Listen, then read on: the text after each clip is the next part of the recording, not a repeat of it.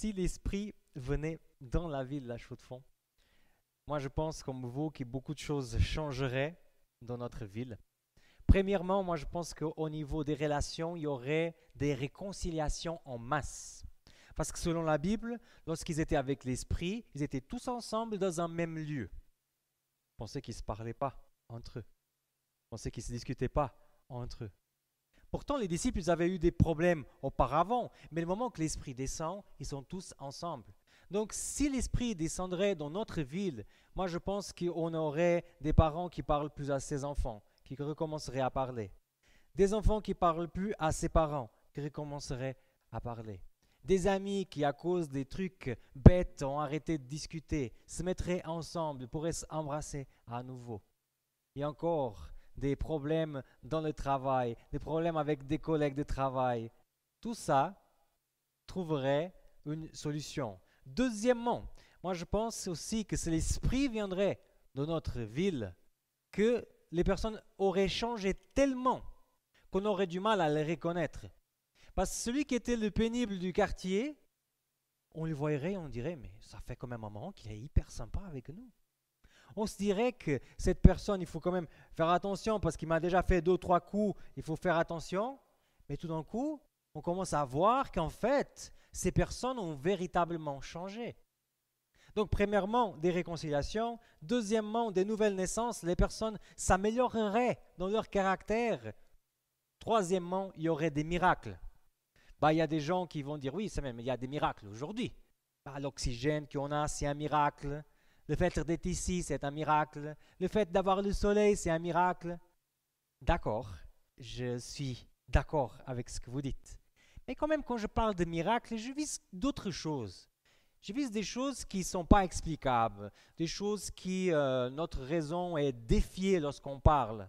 J'imagine que si l'Esprit descendrait sur notre ville, la COVID-19 disparaîtrait rapidement, puisqu'il y aurait des personnes qui en poseraient les mains et cette maladie partirait. Des cancers partiraient. Nos hôpitaux seraient vides parce que dans les rues, il y avait des gens qui seraient en train de guérir les malades. Et les professionnels de santé ne seraient pas trop gênés de ça, parce qu'eux aussi seraient engagés dans un autre type de travail et trouveraient aussi là quelque chose pour s'épanouir. Quatrièmement, je pense que le plus important, c'est qu'il y aurait des personnes véritablement converties, véritablement convaincues de la présence de Dieu et qui seraient en train d'annoncer Jésus-Christ partout. Quand je pense à ça, je pourrais me dire, si avec un petit groupe de personnes au 1er siècle en Palestine, ils ont complètement bouleversé l'histoire du monde, alors si notre ville aurait l'esprit, waouh, qu'est-ce qu'on pourrait faire avec ce monde?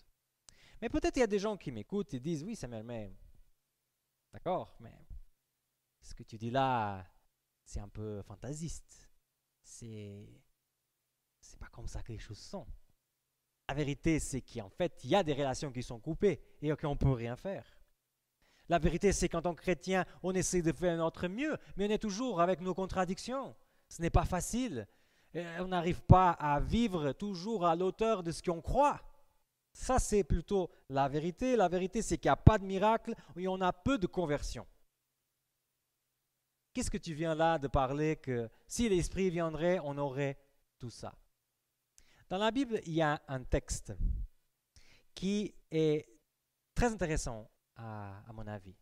Il se trouve en Ézéchiel 36. Donc, si vous voulez déjà ouvrir vos Bibles, c'est là-dedans qu'on va se baser. C'est une époque très, très difficile pour le peuple d'Israël. Ils viennent de perdre tout. Et quand des fois on parle ici à l'église, on dit, en fait, ils sont partis en exil. On dit ça très rapidement et des fois, on ne réfléchit pas l'impact que cela a eu dans la vie des gens de partir en exil. Partir en exil, c'est juste qu'ils ont changé de pays. C'est qu'ils ont perdu toutes les racines qu'ils avaient. Ils vont dans un pays où ils ne parlaient pas la langue. Ils vont dans un pays où peut-être ils ne savent même pas où sont ses parents, ses enfants. Et là, ils sont obligés de parler une nouvelle langue, de vivre selon des nouveaux coutumes, et aussi, ils ne peuvent plus exercer sa religion. C'était quelque chose d'horrible. Et dans ce contexte-là, il y a bien Dieu qui s'approche avec Ézéchiel, avec un message d'espérance. Un message qui semblait un peu fantasiste en fait, un peu trop hors réalité, qu'on pourrait se dire non, écoute Ézéchiel, ça c'est quand même un conte de fées que tu es en train de nous raconter. Mais en effet, ça a été confirmé comme quelque chose de vrai. Alors, dans le chapitre 36, on a un texte qui nous est écrit par Ézéchiel. Et ce texte qui est écrit par Ézéchiel, c'est écrit par un monsieur qui est bien et très respecté dans le monde juif. C'est un des plus grands prophètes du judaïsme. C'est aussi quelqu'un qui a inventé pas mal de choses. C'est un lévite, c'est un sacrificateur, mais surtout, les amis, c'est quelqu'un du terrain. Ce n'est pas quelqu'un qui est dans une autre école là, qui ne connaît pas vraiment la réalité du peuple et qui est juste en train de passer des messages de la part de Dieu. Non, non, non, non, non. Ézéchiel, c'est quelqu'un qui sait exactement quelles sont les difficultés de ce peuple, qui se voit aussi avec des contradictions dans sa vie spirituelle, qui se voit aussi dans des difficultés dans sa vie spirituelle, et qui a une mission très difficile, parce que d'un côté, il doit partager quelque chose qui n'est pas sympa du tout, faire quelques reproches, dire qu'il faut faire certains changements. Mais c'est sympa de faire ça, hein? Vous êtes bien d'accord? Qui serait chaud pour aller vers quelqu'un et dire qu'il doit changer?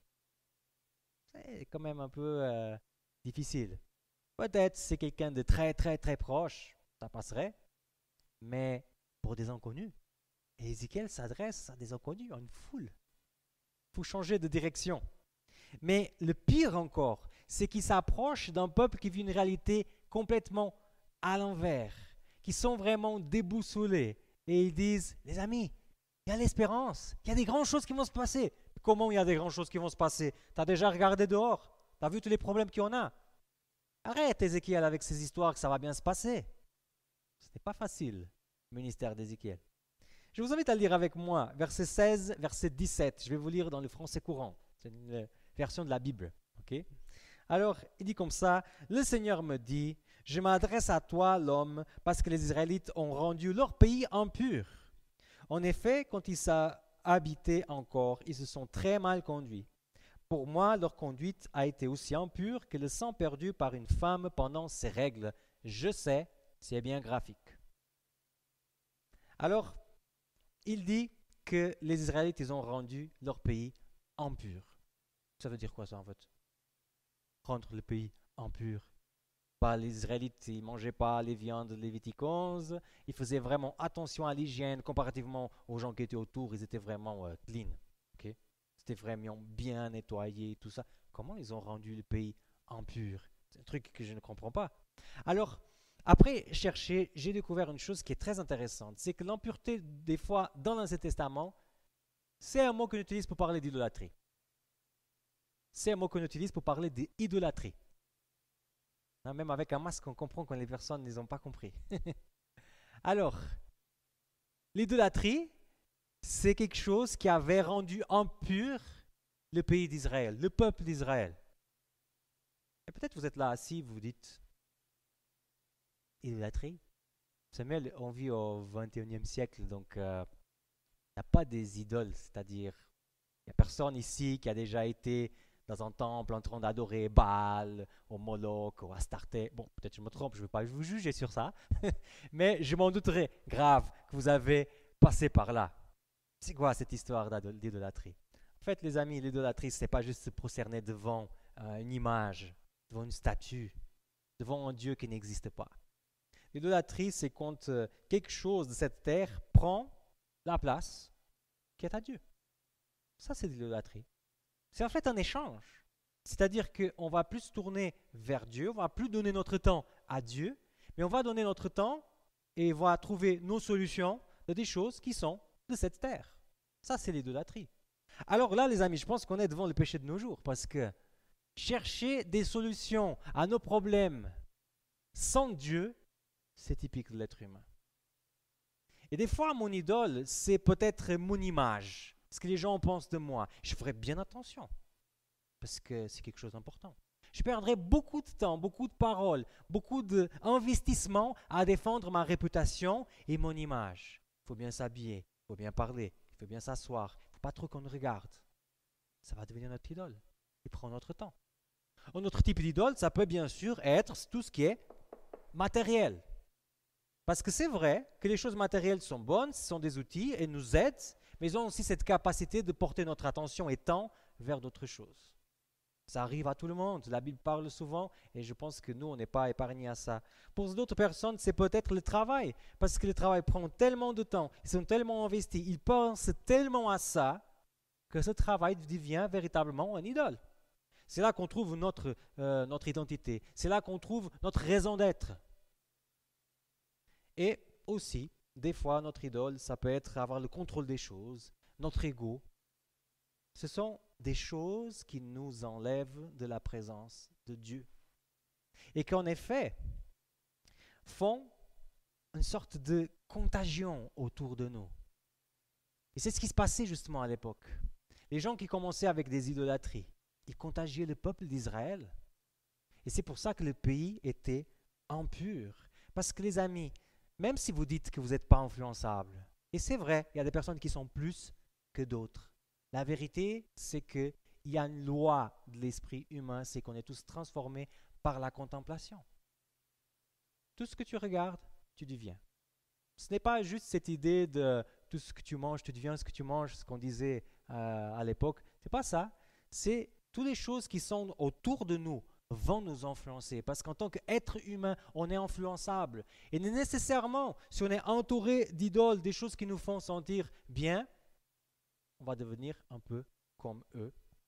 Alors, comment est-ce que l'esprit pourrait venir aujourd'hui chez nous, étant donné qu'on est en train de vivre les mêmes difficultés que le peuple d'Israël? Étant donné qu'en regardant autour, on est dans une société dévastée par la COVID-19. On est dans une église dévastée par des circonstances. On a peut-être notre spiritualité dévastée aussi par des problèmes spirituels. Comment est-ce qu'on peut envisager de recevoir l'Esprit et vivre cette œuvre que je vous ai parlé au début qui nous semble un conte de fées? Comment chez moi le Seigneur peut-il venir? C'est intéressant parce que déjà dans notre panneau, il y a cette idée que l'Esprit vient dans une feuille qui n'est pas parfaite. Alors rassurez-vous, je ne vais pas vous dire que vous avez besoin de devenir parfait pour recevoir l'Esprit. J'aimerais vous partager 3 choses qui, si on veut recevoir l'Esprit dans notre vie, on doit passer par là. Il n'y a pas façon de ne pas le faire. Si vous voulez faire un marathon, il faut passer par l'entraînement. Ce n'est pas possible de le faire sans passer par un entraînement.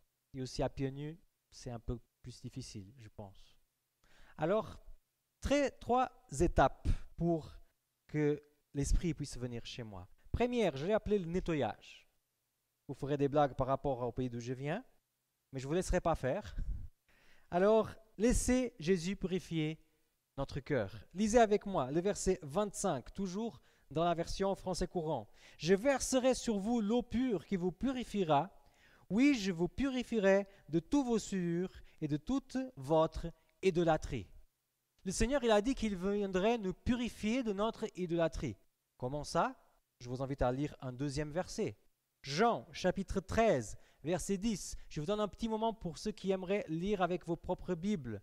C'est un texte qui se trouve dans la Sainte Seine, lorsque Jésus avait déjà lavé les pieds de tous les disciples et qu'il manquait un seul, Pierre. Pierre, il est relutant par rapport à ce service. Nous aussi, hein, un peu, je pense. Mais en fait, ce qui va être dit, il est au verset 10 du chapitre 13 de Jean, on nous dit comme ça, Jésus lui dit, « Celui qui s'est baigné n'a besoin de se laver que les pieds. Il est entièrement pur. Or, vous êtes purs, mais non pas tous. » L'idée de se baigner fait allusion, bien sûr, au baptême d'immersion. Là où on commence notre vie spirituelle avec Jésus. Après, le texte nous dit que même si quelqu'un a déjà reçu Jésus dans son cœur, il a besoin d'un lavement de pieds. C'est quoi ça? Un lavement de pieds.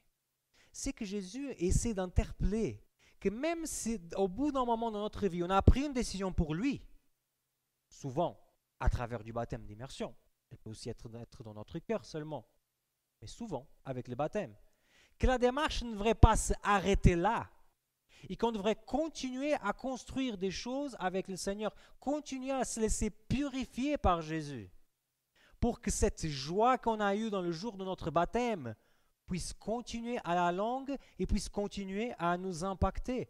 Ce cheminement avec Jésus qui nous fait voir des choses qu'on n'avait jamais vues. Je donne un exemple.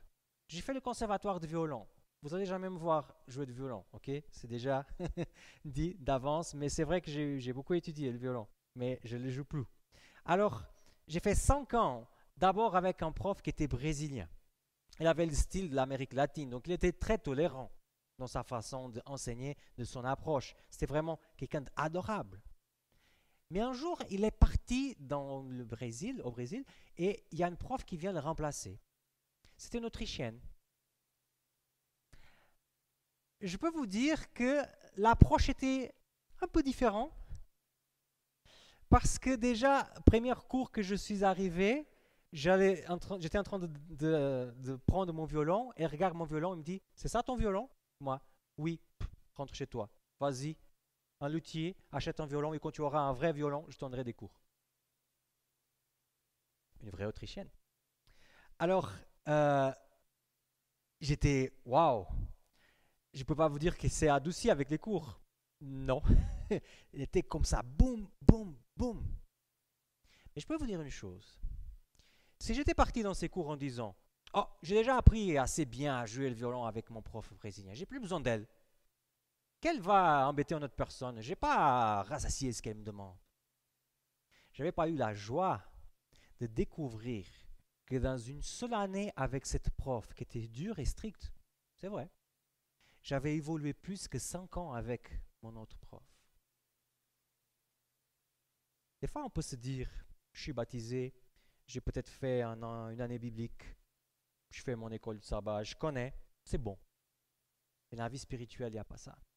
Dans la vie spirituelle, on peut toujours grandir avec le Seigneur. Il peut toujours nous montrer des nouvelles choses. Et cette idée de nous purifier de notre idolâtrie, c'est de vivre des choses au niveau journalier qui nous aident à avancer dans notre vie. Notamment une chose qu'on parle très peu, la repentance journalière.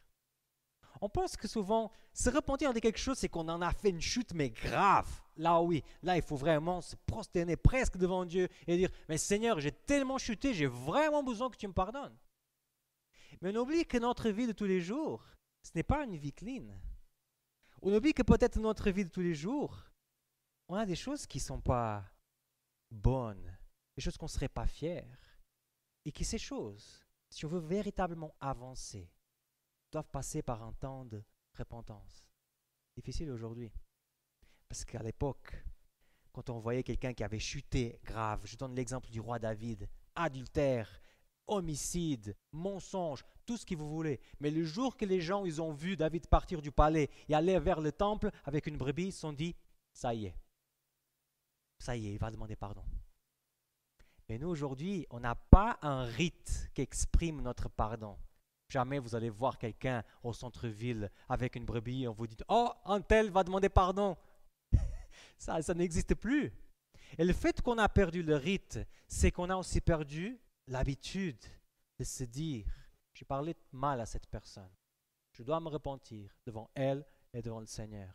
J'ai eu une mauvaise pensée par rapport à celui-là. Je dois me repentir devant le Seigneur. » Parce que sinon, les amis, ça arrive la même chose.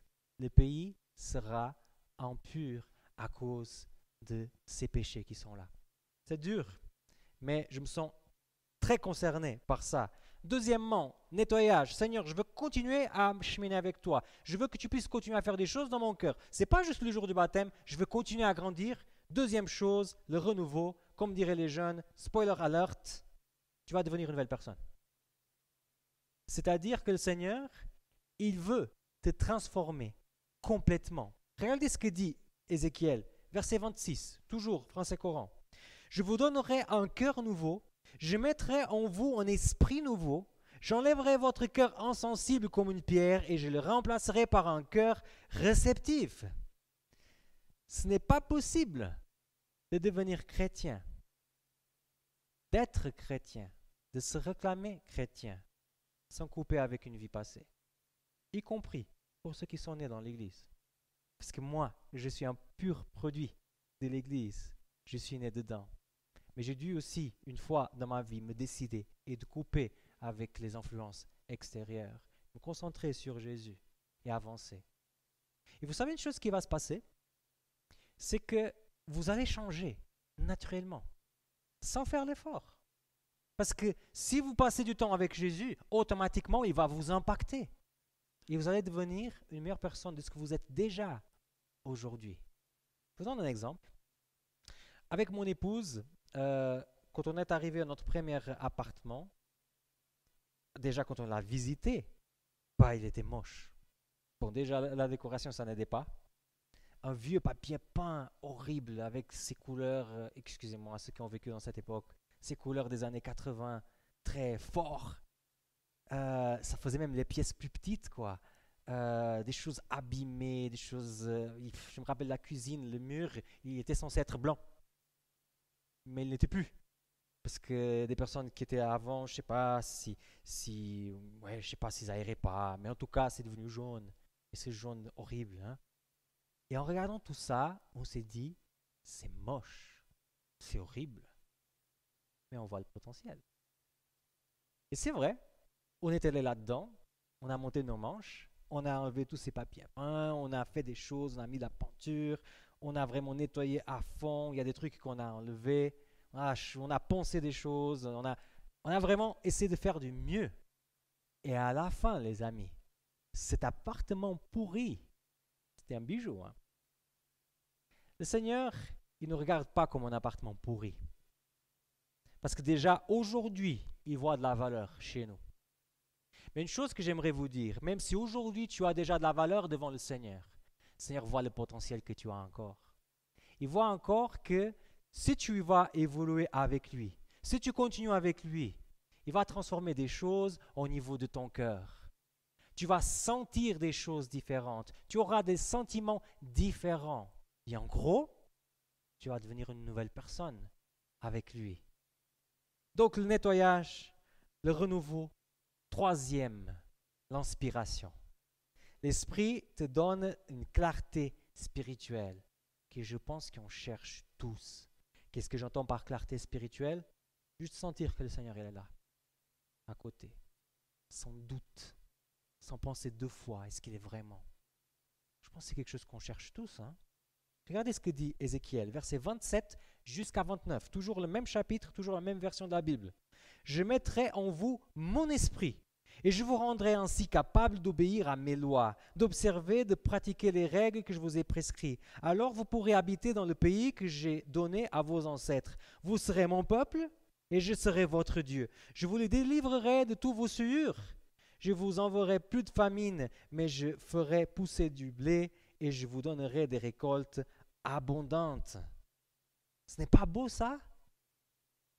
Moi, je me sens interpellé par ça. Un Dieu qui promet, si tu décides vraiment d'aller dans ma direction, sous-entendu, si tu décides vraiment d'établir une relation proche avec moi, te laisser purifier par moi, admettre que je peux faire de toi une nouvelle créature, croire que c'est possible, alors je mettrai en toi mon esprit. Et cet esprit va vraiment changer ta vie.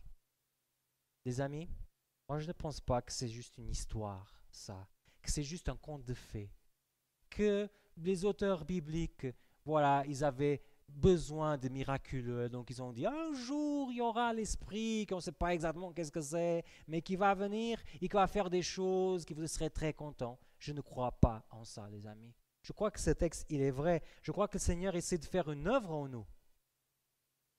Et je crois que véritablement, si on ouvre notre cœur à l'esprit, que l'esprit fait vivre, et qu'on va vivre de façon différente notre vie spirituelle.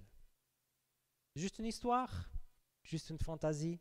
Le Seigneur, il est là pour nettoyer notre cœur, nous donner même un nouveau et nous inspirer par son esprit.